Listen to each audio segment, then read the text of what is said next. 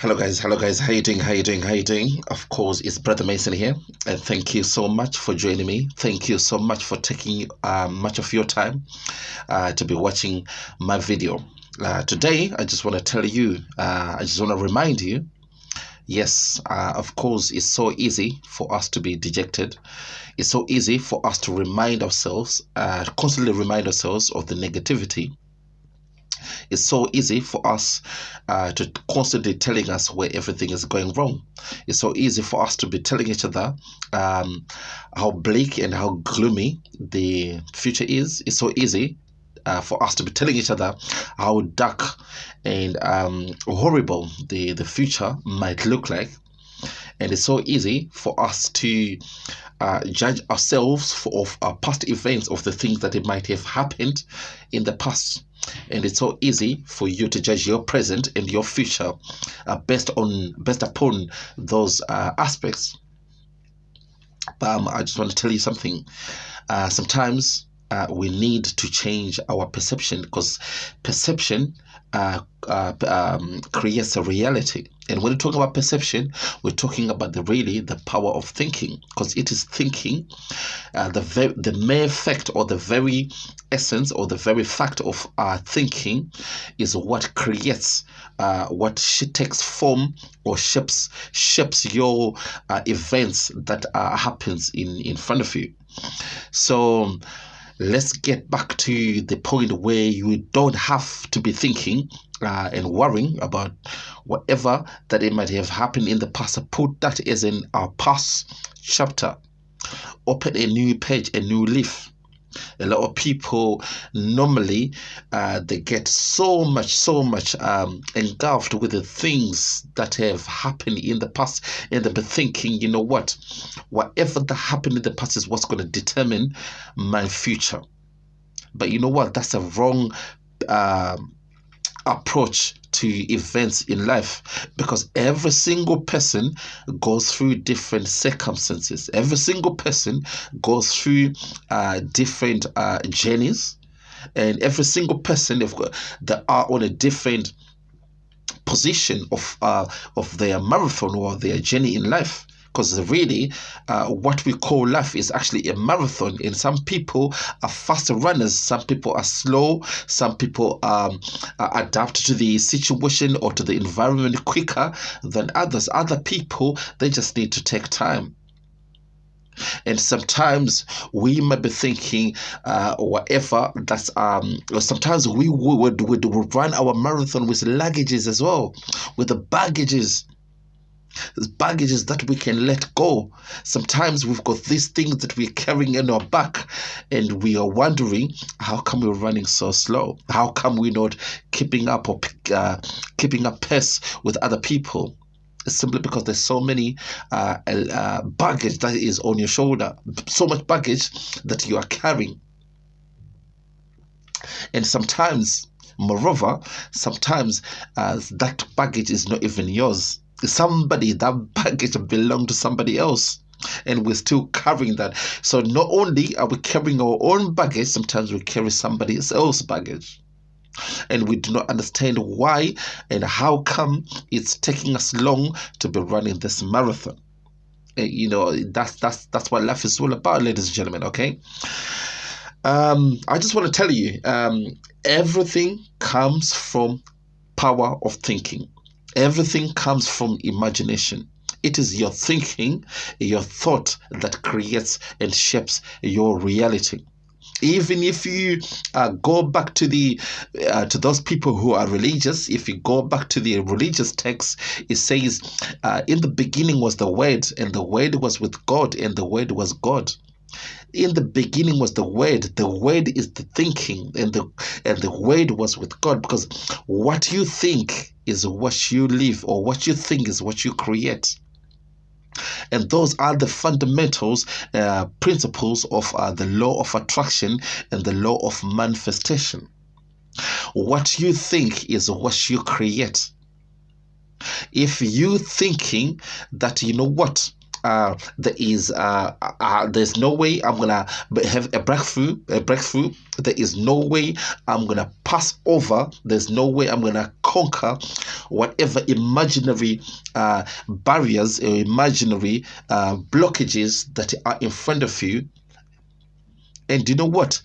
That's exactly what's going to happen, because your thinking creates your reality. Because the power of when you're thinking, because you have to remember, everything that happens in the physical form comes from the non-physical form.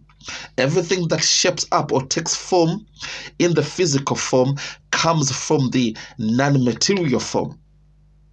That's why if you go back to the Hermetic philosophy, they tell you one of the 7 principles is that is the principle of mentalism, which postulates that everything is mind, all is mind, God is mind.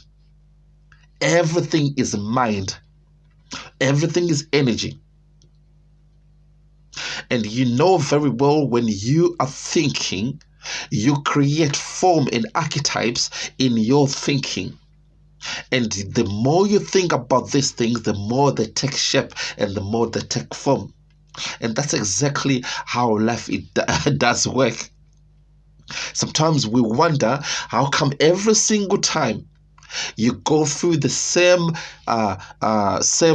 conditions, same tribulations, same problems all the time, and you wonder, how come all these problems always follow you year after year, all the time, day after day, month after month, year after year, and you wonder, how come I can never lose it, or I can never shake it off or take this baggage off?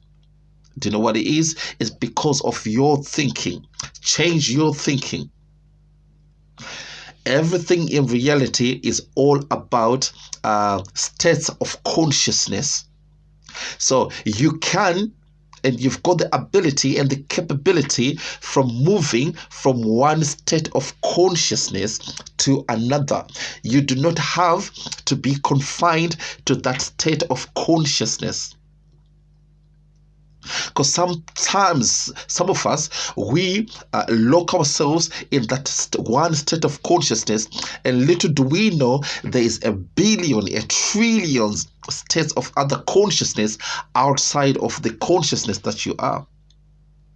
And that's why sometimes we wonder, how come I never get a breakthrough in life? How come I never seem to see changes in my life? It's because you are still stuck in first gear. You're still stuck in that consciousness. You're still stuck in that little old room that you've always been for quite a long time. But little do you know that you've got key to open the door and go to another room. Little do you know that you can change gears and go to the second, third, fourth, fifth, or sixth gear.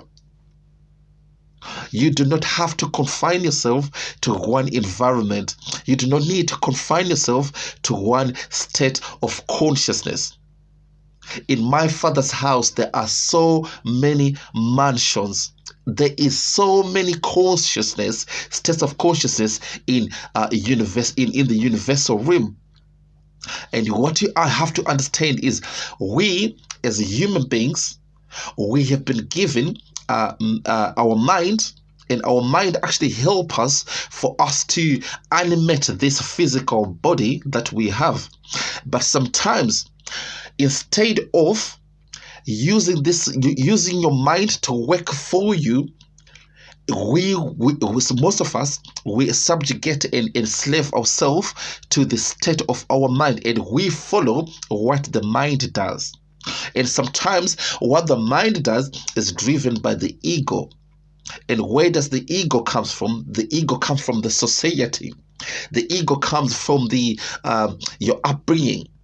The ego comes from psychological indoctrination, how you've been brought up as a human being.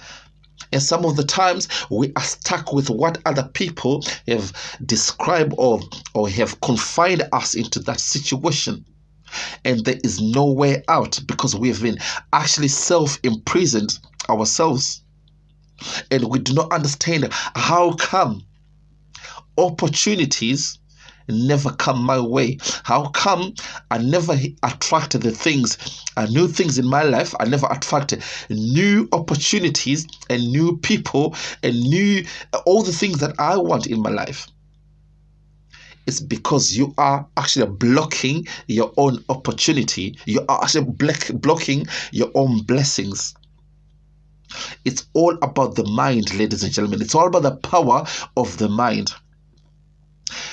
The thing is, most of us, we tend to identify ourselves with our physical self, our physical matter.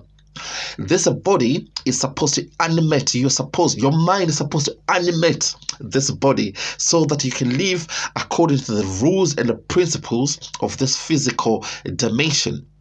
But most of us actually do not, or actually have developed some kind of insomnia, and we totally forgot that we are consciousness, divine consciousness, which is actually got into this body, animating this body, driving this body.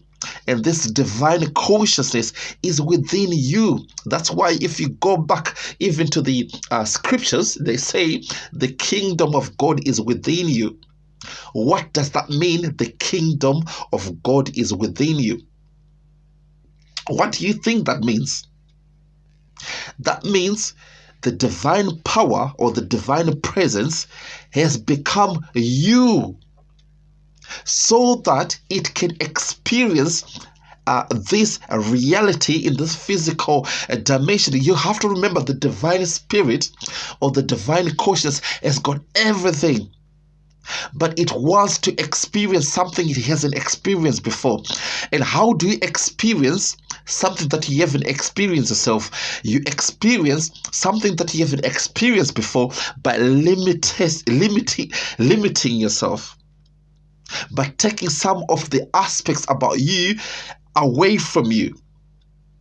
So you kind of like live and see how it feels like not to have the things that you had before, the things that you could do.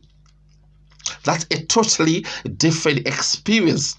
That's exactly what the divine consciousness did. That's how the divine consciousness became you. That's what we teach here at the Metaphysics. A lot of people have come to me before and they said, how come, Mason, you're always saying you are a divine being, you are God in flesh? What does that mean? Is that not heresy? Is that not being are you not talking about something that is antichrist? Are you talking something that is satanic? No, I am talking about exactly, if you go back even to the synoptic Gospels, even before the synoptic Gospels, even if you go back to ancient Egypt, Babylonia, if you go to the Phoenicians, even if you go to the Indians, the Hindus, even if you go to South America with the Incas, they taught exactly the same thing. And the same thing is that you are a divine being, divine spirit that became you. You are flesh and bone so that you can live in this physical reality. So divine, like I said, let me repeat that again. You probably didn't hear what I wanted to say. Divine being or divine consciousness had to limit itself. Imagine yourself, right? Imagine if you are a human being, right? You can talk, you can listen, you can taste, you can feel, you can you can do all the normal things that a human being does, right?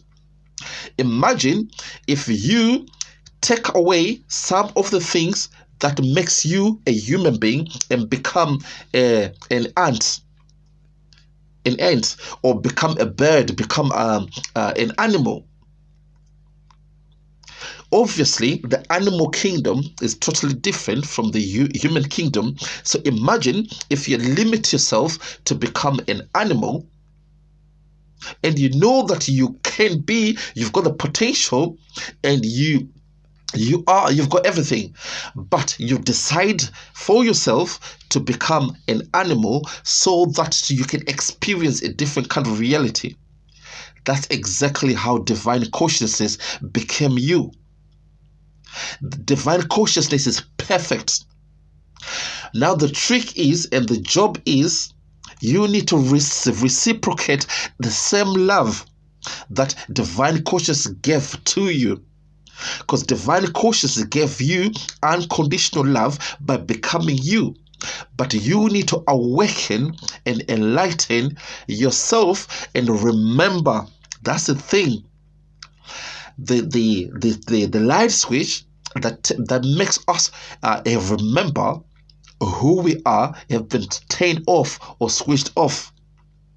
But it takes evolution, it takes effort, it takes understanding, it takes transfiguration, it takes crucifixion, it takes resurrection, it takes ascension for you to get back and to understand your own divine self.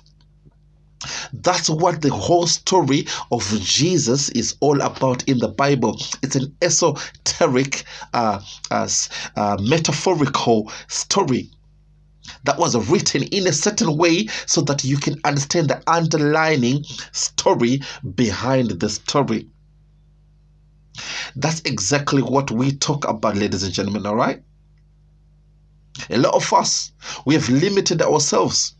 A lot of us, we are stuck because we're thinking what we've been conditioned by other people, all the external influences, what other people have convinced that what reality is, or what life is, and we have taken that as the end of, as the truth, as the ultimate truth. But that's not true. There is something else that is majestic. The divine consciousness within you is buried within you. But it's been buried within you for a purpose. Not because God is ignorant. Not because God doesn't love you. It's buried there for a purpose. So that you can grow. And when you grow, imagine if you plant a seed on the ground. Every single person who has ever done gardening or has ever done agriculture will probably understand this. If you plant a seed in the ground, what does that seed does? Given the right temperature, given the right weather, given the right soil, given the right land, given the right treatment, that very same seed is going to germinate, is going to grow into something fruitful. It's going to go into a fruit, into a plant, into something else. And it's going to give up even more plants and more fruits. That's exactly the same analogy I can give to you about spirituality. Of course, religion is taking us away from the real essence of spirituality. Religion is taken away from the very purpose of our life. But I'm here, ladies and gentlemen, to tell you, to remind you, you are a majestic being, a majestic soul.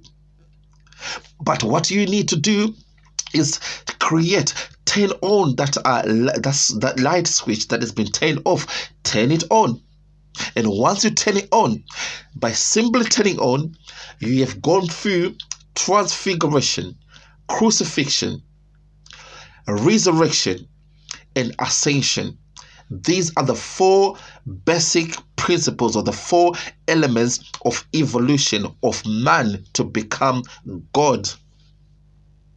God became you, but you have to go through the evolution ladder to become God. Basically, that's what life is. And that's what Jesus was teaching in the Gospels, in the Synoptic Gospels. Even before Jesus, all the mystery schools in Egypt, all the mystery schools in Babylonia, all the mystery schools all over the world, even Hinduism, even that's what the Buddha used to teach, because Buddha got enlightenment when Buddha understood that he is God. That is the true enlightenment. That is the true wisdom. That is the truth. But a lot of people, they think that, they take that as a heresy. They take that as a heretical. They take that as something that is antichrist. They take that as something that is false teachings. People who understand the Bible, those people who are Christians, go read the Bible. Jesus said, everything that I do, you can do more. And in the same scriptures that says, Jesus is quoted as saying, why are you calling to me? Why are you looking up to me? You can do more than I can do. And this is the same person that apparently walked on water, resurrected somebody who knew he had the power to conquer death and come back from death to life. And he is the same individual who is telling you, everything I did, you could do more. What is that telling you? This is metaphorical, symbolical, allegorical text language trying to remind you of your own divinity. We are all sons of God. We are all Jesus, but we need to become the Christ. How do you become the Christ? By transfiguration, by crucifixion, resurrection, and ascension of the self, of the divine consciousness, which has been buried within matter, within the material realm. That's what it's all about, ladies and gentlemen. I know that a lot of people might be thinking, what in the heck are you talking about?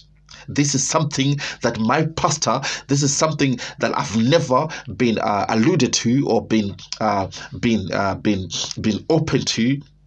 This is something that nobody has ever taught me.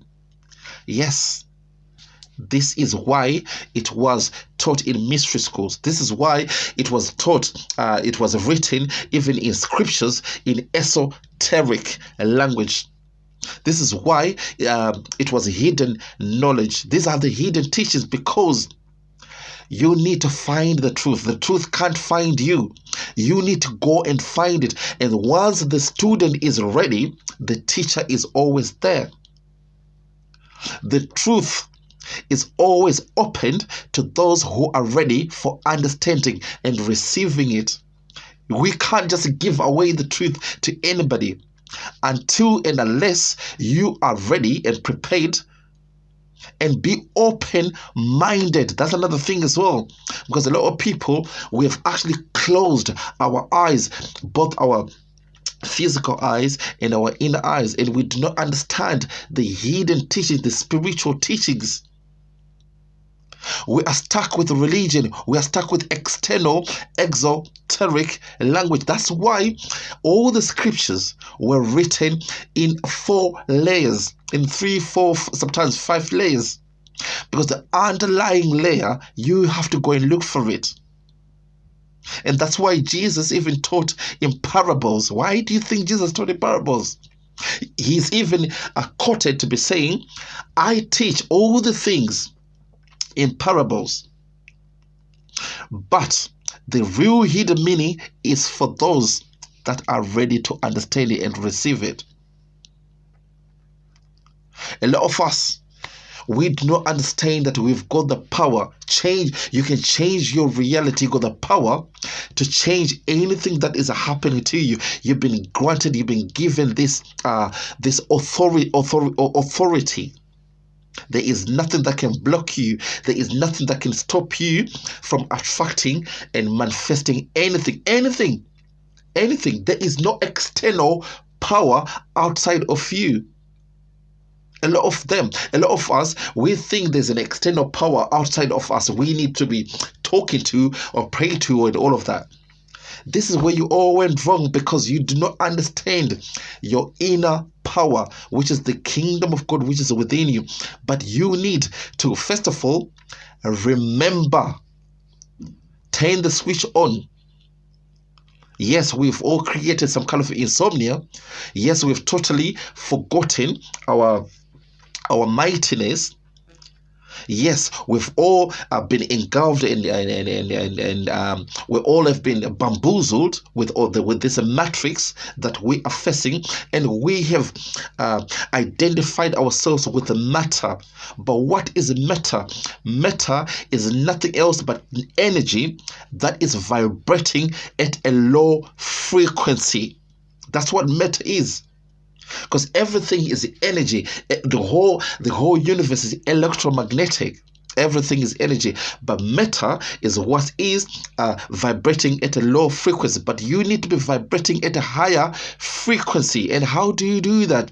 By having mental science or mental change or perception. This is what's called mental alchemy. When you turn lead to gold, when you turn something that is nothing into something. This is what's called mental alchemy. And this is what the scriptures have been teaching and still teaching even to this day. But a lot of people have got absolutely no idea.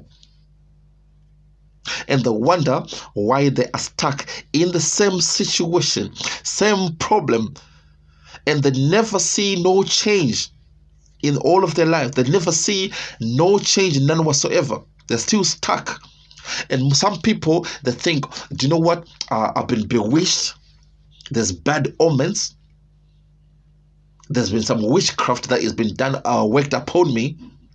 Or I'm always unlucky. I'm always unfortunate because of this and that, because of my upbringing, because of my mother, my father, or because whatever. It's all because of mental science. It's all because of perception. You can move away from one state of perception, one state of consciousness to another. That's what creates a reality. Thinking is what creates a reality. Change the way you think and change the way you think who you are. You are God in flesh. And once you understand that you are God in flesh, you become the flesh in God. That's what it's all about, ladies and gentlemen. It's no heresy. Yes, I know that you probably have never heard this before and you'll be thinking, this man is teaching heresy. This man is an antichrist. But this is the true teachings of Jesus, the true teachings of Buddha. These are the true teachings of the ancient secrets, ancient wisdom. This is the truth. But the truth can only resonate to the people who are ready to understand. The truth can only resonate with the people who are open-minded. If you are closed-minded, nothing can ever penetrate you. Nothing can ever enter into your door of consciousness. God became you so that you can become God. We are on the evolution ladder. Whatever that you call God is actually, it's a pure energy. It comes from the absolute. But this pure energy, which comes from the absolute, devolve or evolve into matter, or it lost its value. Like I gave you an analogy, like you're a human being and you became an animal. That's exactly the same thing. This absolute pure energy devolved or lost its value and became entangled into matter, equivalent of you as a human being and become an animal. How do you come back from an animal and understand the divine and the human in you? How do you do that? By remembering. It takes effort. It's not something that's just going to happen. It takes individual effort. It takes individual remembrance. It takes individual discipline. It takes individual transfiguration. It takes individual crucifixion of the ego, of the self. It takes a resurrection. It takes ascension. Ascension of what? Ascension of the consciousness that was buried inside of this animal to understand that it is human. That's exactly the same analogy of how God became flesh. And God became you. But you need to understand there is nothing that is impossible of you. You can attract, you manifest anything that you want. You can break all the constant barriers, all the blockages, anything that has been stopping you from having and doing whatever that you've ever always wanted. You can do that. You can change that. And I'm telling you today, that's what we teach here in the Metaphysical Academy. We don't teach heresy over here. We don't teach Antichrist over here. We don't teach atheism here. We teach spirituality.